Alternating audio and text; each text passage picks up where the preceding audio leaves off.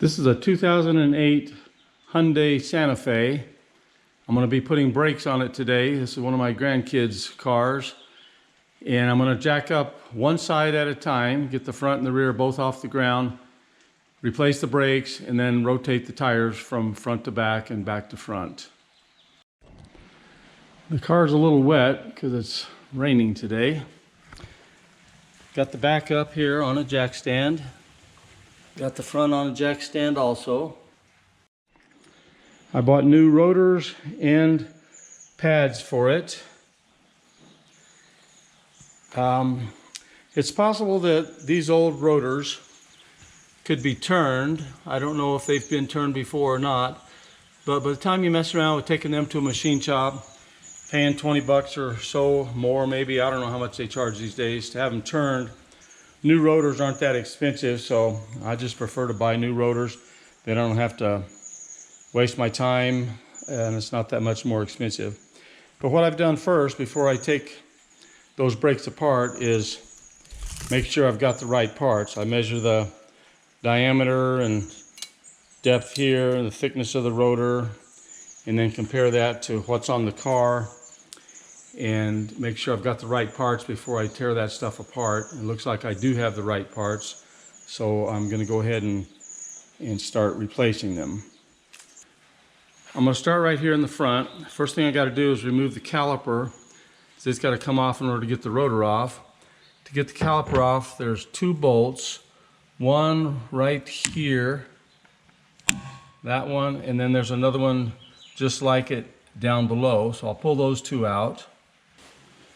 This is going to be a little tight, so you might want to give it a little persuasion.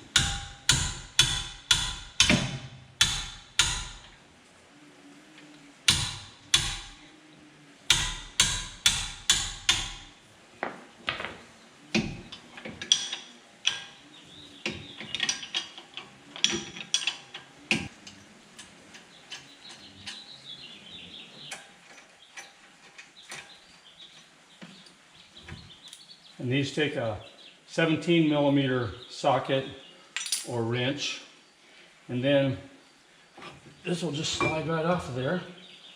And you don't want to just let these things hang, dangle from the rubber brake line. So I'll be able to do something like this right here. I've got a hook on here and it's hanging on the coil spring right there. That'll keep the pressure off of the rubber brake line. Now there's a couple of screws right here that have to come out in order to let this rotor slide off. Here's how this is supported. These two screws are going to be tight, so get the biggest Phillips screwdriver that will fit in there and then give them a good whack.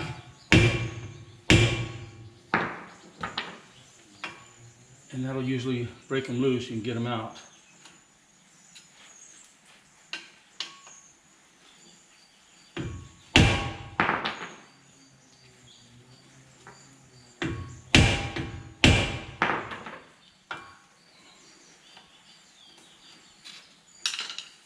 And the rotor should just come off of there now. It's going to be maybe rusted a little bit there.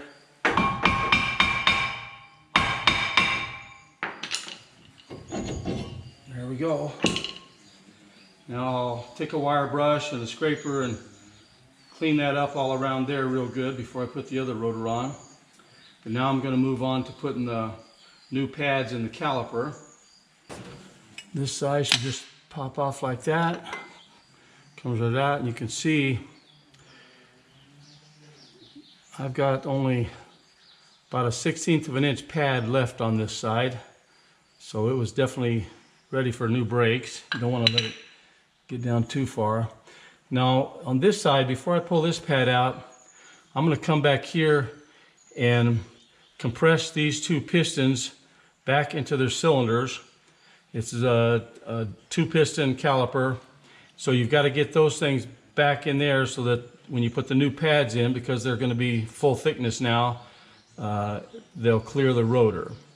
The way I'm going to do that is I'm just going to put a clamp on here and and tighten it down and suck those pistons right back into the cylinders.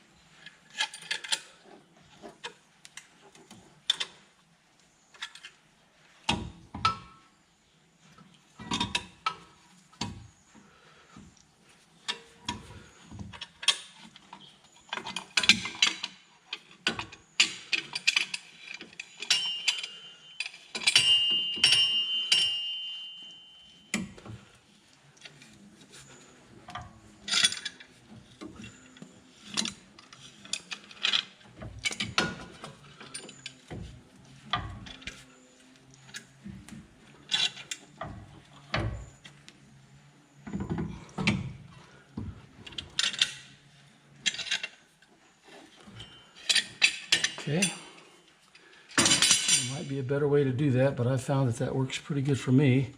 And then I'll just push this pad out of there.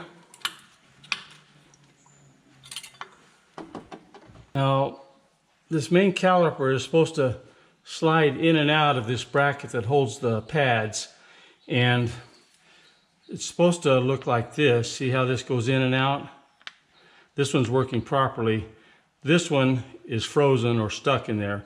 So I've got to pull this out and clean it up and free it up. So put this in the vise right here. Let's see if I can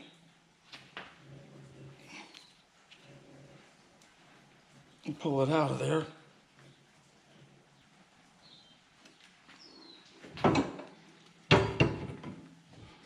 Squirt a little WD-40 down in there.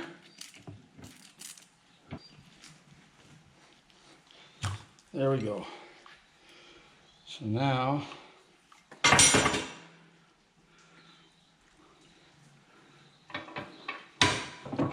can see it's kind of a little rusty.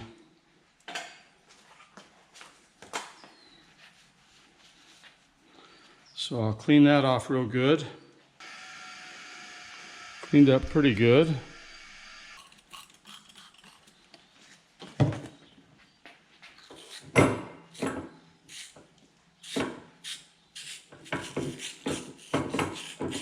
Just try and clean this hole out the best I can. Okay, I got that cleaned out pretty good, I think. Let me just see how this feels. Okay, much better. But I'm going to put some grease on it now.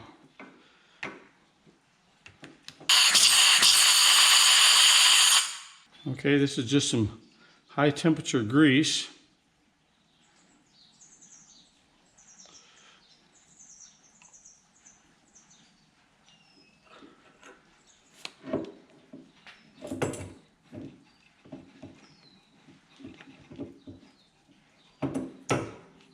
Okay, that's good. This one already feels good, so I'm not going to mess with it. Here's what you're supposed to be able to do with this. It's supposed to, this part here is supposed to slide in and out as the brake pads wear. So if yours doesn't do that, you're going to have to do like I just did and pull these pins out and get them freed up. Now I'm going to put my pads in here. You notice I washed my hands. You don't want to get any oil or grease on the surface of the pad. And the pads, there's one of them's going to have this little tang on it, and what that's for is when the pad gets worn down to that level right there, then it starts rubbing on the rotor and will make a screeching sound, so you'll know that it's time for a pad replacement. So this one goes in up against the main body of the caliper, and then the one without the little tang goes on the outside here. And these just slide right in there, kind of like the other ones came out. And there was a couple of metal clips on either end here. Make sure those stayed in place.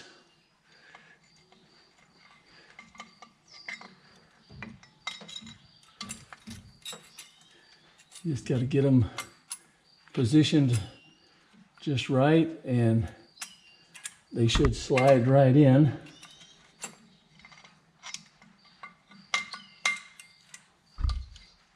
Okay, so there's one.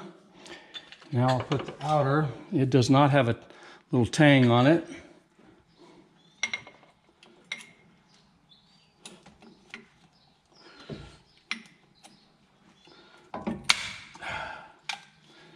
Okay, so new pads are in the caliper. Now I'm going to clean this rust off of here, and I can put the rotor back on. All right, that cleaned up pretty good. Now I need to clean these rotors real good. So use some brake cleaner. You can buy a aerosol can of brake cleaner at the auto parts store. Works real good. I've got this stuff here, so I'll just use it.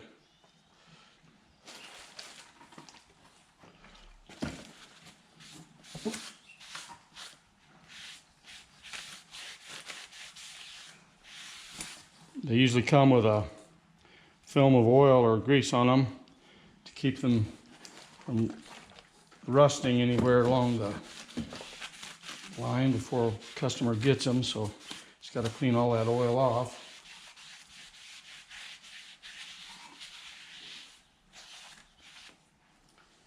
Just keep wiping them till you get it clean.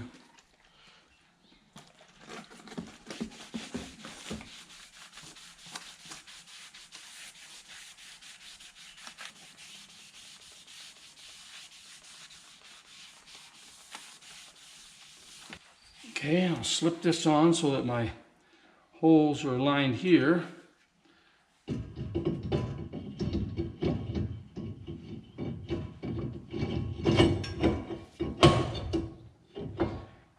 Now I'll put my screws back in here, and I'm going to use a little bit of removable low strength Loctite or thread locker.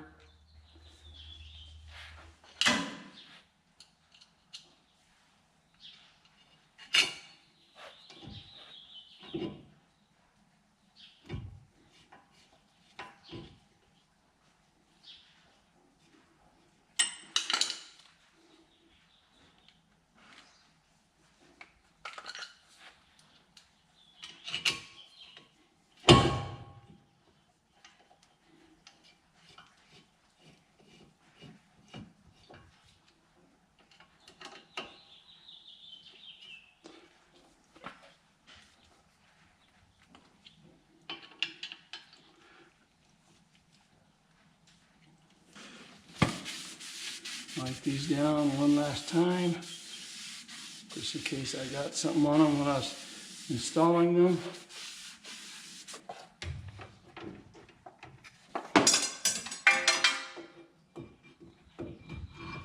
This goes back right over them.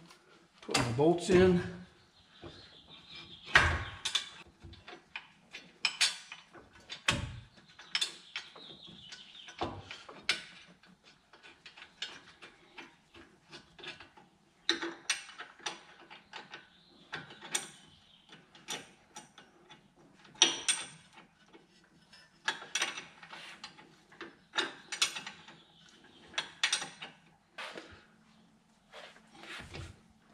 Tighten these bolts down real good.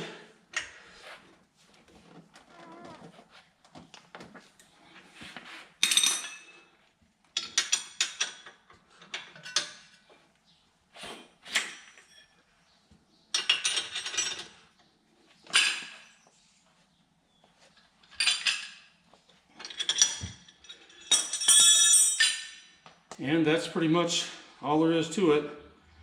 Now I'll move on to the rear. And don't forget to tighten these bolts good here. I waited until after I got the calipers back on before I tightened them down, because when the caliper was just dangling over here, you couldn't really get a good grip on anything to tighten them down. So just make sure that all the bolts that you take loose get tightened back up good.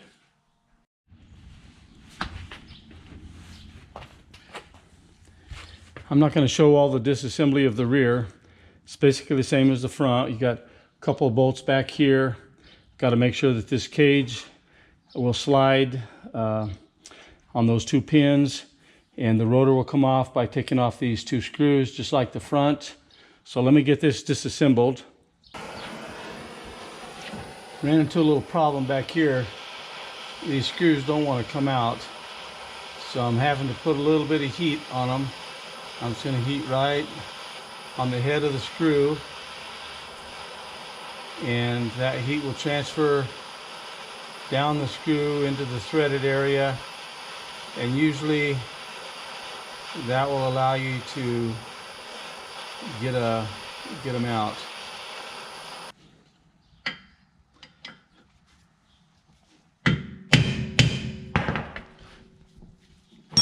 Okay, and if you get them hot enough, eventually they will come out. One other thing you might have to do on the rears is there's a little rubber plug right here that comes out. You just pry it out with a screwdriver, and then you can take a flashlight, rotate the rotor around until you can find the little adjusting wheel for the parking brakes, which is right in there. It's a little star-shaped thing, and you can take and rotate it to loosen up the parking brake, because I'll show you what it looks like here. But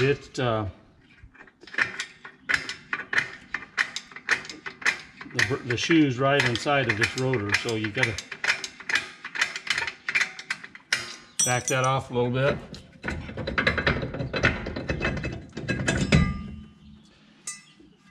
They ride right in here, so if they're snug, well, you may have to back them down a little bit in order to get the rotor off. And for sure, you need to have your parking brake off. If that's on, why, then these shoes are expanded out into this drum area, and there's no way you're getting it off.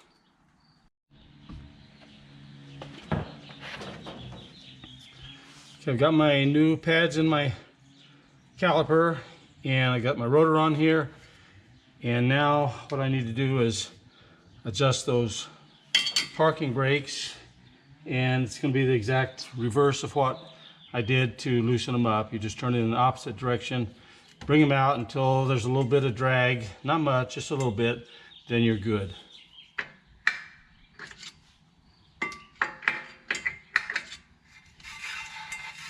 Okay, you can hear it starting to drag just a little bit. That's probably fine right there.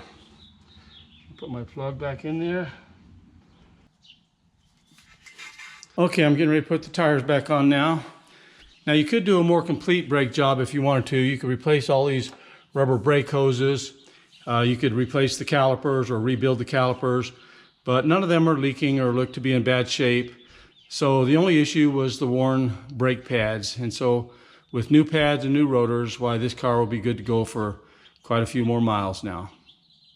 And don't forget to check the fluid level in your master cylinder. And in fact, you need to check it before you start, because if the fluid level is full here before you start, why, when you push those pistons back into the calipers, it's going to force fluid back up into the master cylinder reservoir, and it'll be coming out around this cap, so you may have to suck some of that fluid off of there.